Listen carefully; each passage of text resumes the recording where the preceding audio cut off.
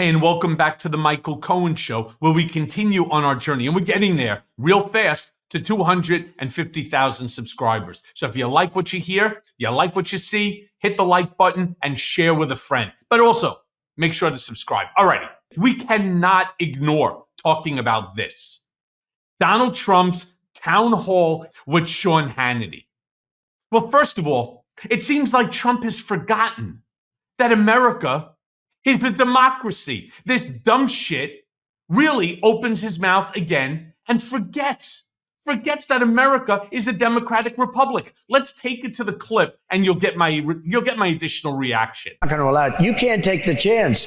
You have no choice. You've got to vote for me. You've got to vote for me. You got to. Even if you don't like me, you know. Yeah. It's no, but even if you don't like me, you can sit there and say, I can't stand that guy, but there's no way I'm going to vote for her. No, I just don't get it. I truly don't get it. What is he talking about? Even if he knows that people don't like him. He knows he's pandering to the same crowd. What do you mean that you forgot that America is a democracy? I truly don't understand how this guy just word vomits whatever he wants. It's almost like he's writing for Saturday Night Live, because it's actually, if it wasn't true and really going on, and this man was actually the Republican nominee for the presidency of the United States, this would be one of the funniest skits of all time. But I want to go further, because he then once again brings up this wacky thing about his uncle. The uncle who is a professor at MIT, which of course is one of the most prestigious schools in the world. But the part that's funny about it is that his uncle was a professor at MIT. I think it's like almost between 40 and 50 years ago. Let's take it to the clip and you'll understand what I'm saying. Upgraded our entire program. And you know, the one program I hated to upgrade, hated it, was the nuclear program. And I understand it maybe better than anybody. My uncle was at MIT, a professor, the longest serving professor in the history of MIT, a very smart guy. We have a smart family. It's nice to have a smart family. But I understood nuclear for a long time, the power of nuclear weapons. You need a president that's not going to be taking you into war. We won't have World War III when I'm elected. But again, what the hell? Seriously? First and foremost, I don't believe his uncle was the longest serving professor at MIT. I don't believe that that's true at all. Second of all, just because you have an uncle who 50 years ago was an MIT professor, somehow through osmosis, Donald, do you even know what osmosis is? Somehow you've managed to now fully understand nuclear. I mean, we all understand that you drop a nuclear bomb and you're going to create a real problem, not just for the country that it's dropped on, but the nuclear fallout, which ultimately ends up around the entire world. We've obviously seen it in Chernobyl. We've seen it in Japan, in Fukushima. We've seen it many times. All right? You're not privy to any information that the rest of us haven't seen countless movies about. But nevertheless, somewhere along the line, you're trying to pat yourself on the back. You're trying to prove to the American people that you have half a clue what you're talking about, that you're not the idiot that we all know you are. You come from a very smart family. Well, the fact that your sister, Judge Barry, was a federal court judge and a distinguished and a very decent federal court judge in New Jersey, does that make you a legal scholar too? Seriously, because I have an uncle who's a doctor. I have a father who's a head and neck reconstructive surgeon. Would you let me operate on you? I have an uncle who's the head of a major pharmaceutical company. Does that make me into a pharmacologist? Seriously?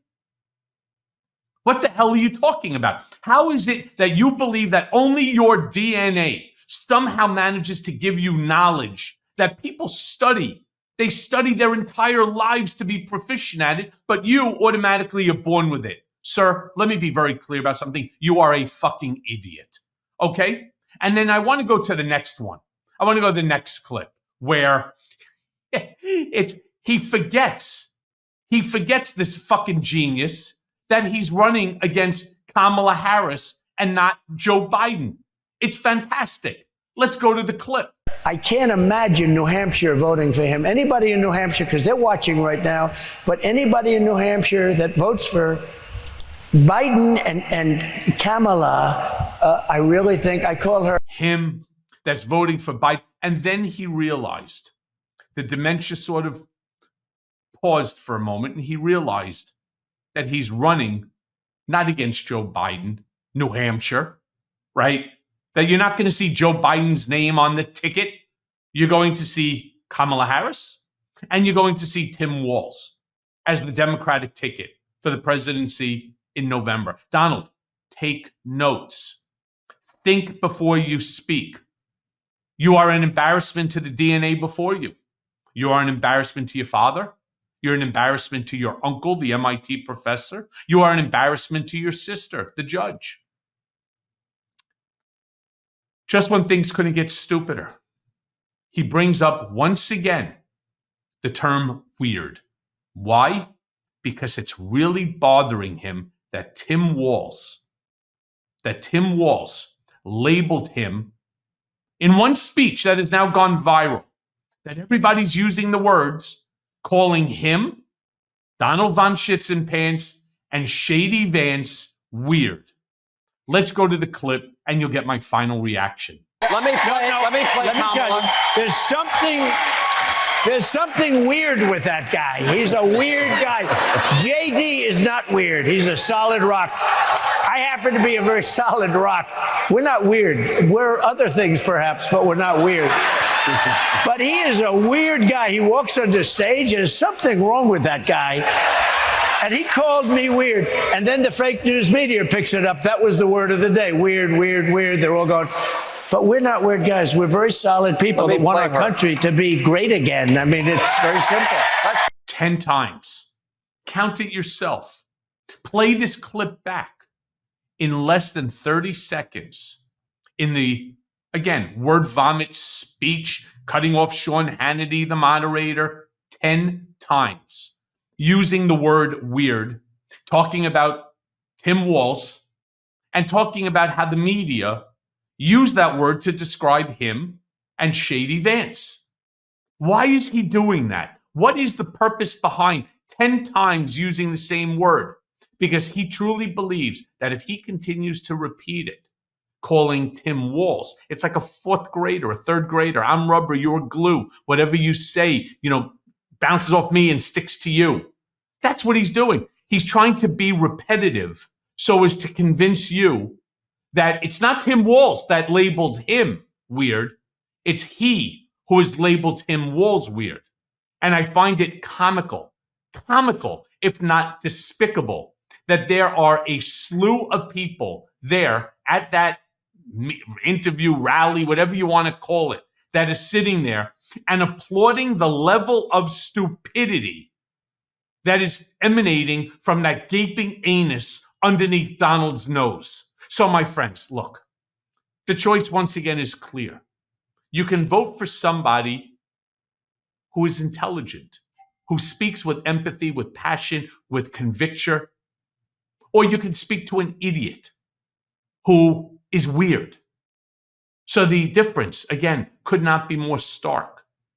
The contrast could not be more different. And it's why I will end this episode once again by saying, what are we doing? There's only one choice, and that's to vote Harris Walz in 2024. Plain and simple. Hey, everyone. First of all, thanks for watching. I mean, we're going to be posting daily episodes with reactions and talking about politics. We'll be talking about everything, in fact. So please like and subscribe. Join us on this journey.